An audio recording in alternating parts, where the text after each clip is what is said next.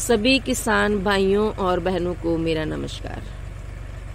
तो आज हम अपने जो कच्ची गोबर पिट है ना, उधर से सारा गोबर जो ट्रैक्टर के साथ पंप से इधर बाहर निकाल रहे हैं अपनी पक्की गोबर पिट में। ये देखिए, और इस साइड जो है ना बड़ा पंप लगा हुआ है और ये जिया कंपनी का है और गोबर को बहुत बढ़िया मिक्स करता है और दूर तक इसका प्रेशर है।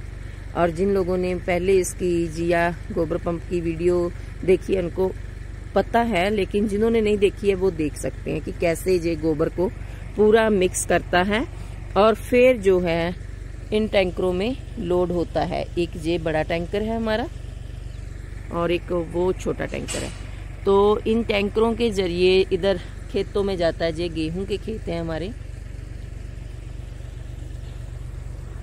और इधरली साइड जो है ग्रीन फॉडर मक्खन का है, इधर जो हमने बिजाई की थी सुपर सीडर के साथ और उसका रिजल्ट बहुत ही बढ़िया रहा और बहुत अच्छा रहा। लेकिन अभी तक हमने अपनी गाय को जो है ग्रीन फॉडर कट के नहीं खिलाया है। उसकी दो रीजन थे। एक तो ठंडी बहुत थी और ठंडी की वजह से जो ग्रीन फॉडर होता है ना उसमें नाइट्रोजन की मात्रा ज्यादा होती है, जो हमारे पशु के लिए बिल्कुल भी अच्छी नहीं है, उनकी सेहत को खराब करती है। और क्योंकि जब तक धूप नहीं खिलती है तो हमारा जो ग्रीन फॉडर है उसकी जड़ के अंदर और पौधे के अंदर नाइट्रोजन की मात्रा बहुत बढ़ जाती है।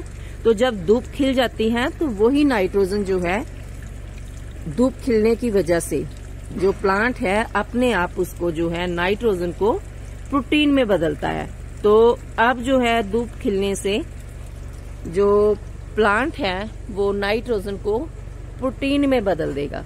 तो उससे जो हमारा ग्रीन फॉडर है वो ज्यादा गुणवत्ता वाला हो जाएगा, जीलापन उससे खत्म हो जाएगा।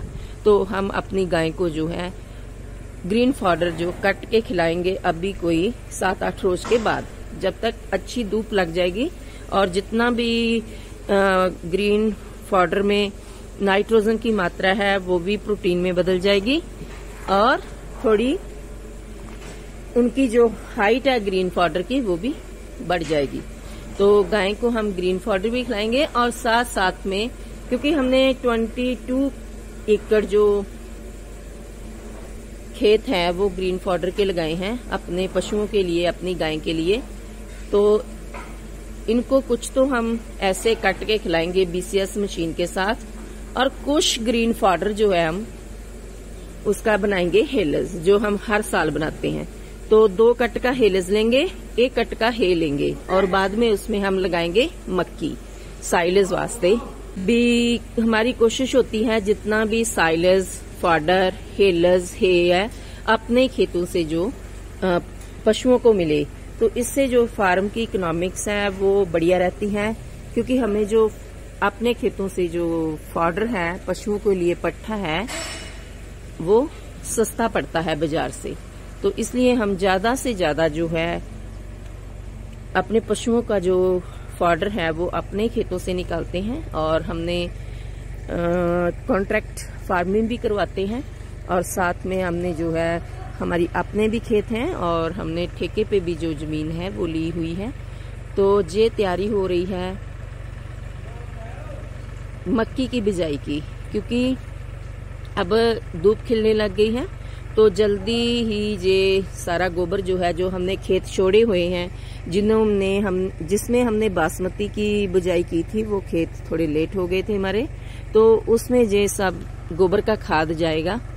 तो गोबर का खाद जाने के बाद में उनकी जो रुपाई होएगी बहाई होएगी और बाद में उसमें मक्की की जो हम रुपाई करेंगे, मक्की की बिजाई करेंगे साइलेज वास्ते। क्योंकि फरवरी की जो साइलेज का मक्की का साइलेज होता है वो बहुत ही अच्छी गुणवत्ता और अच्छी क्वालिटी का बनता है। उसमें बहुत ज्यादा फाइबर होता है, बहुत ज्यादा स्टार्च होता है और बहुत ही अच्छी क्वालिटी का जो साइलेज है हमारी गाय के लिए बनता है। तो फरवरी वाला मक्की हम बीजेंगे और उसमें डालेंगे बहुत सारा गोबर। पहले भी डाला था और उसको खुला छोड़ दिया था, अब फिर डालेंगे ताकि जो मक्की की क्वालिटी है वो अच्छी हो। जितना मक्की का टांडा मोटा ताजा बढ़िया होगा उतनी ही अच्छी क्वालिटी का जो साइलेज है वो बनेगा।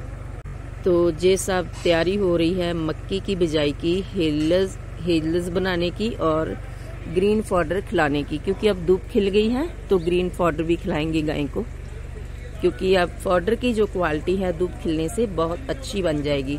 और जितना भी उसमें नाइट्रेट वगैरह, यूरिया वगैरह की मात्रा बढ़ती है फॉडर में ठंडी से, वो सब जो है अब प्रोटीन में बदल जाएगी। तो जे हम पकड़ रहे हैं अपनी गायें आज, तो इनका करेंगे हम ब्लड टेस्ट प्रेगनेंसी वास्ते।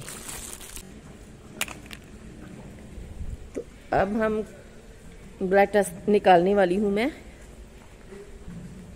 तो तकरीबन 11 गाय का जो ब्लड है वो जाएगा आज। Thank you for watching.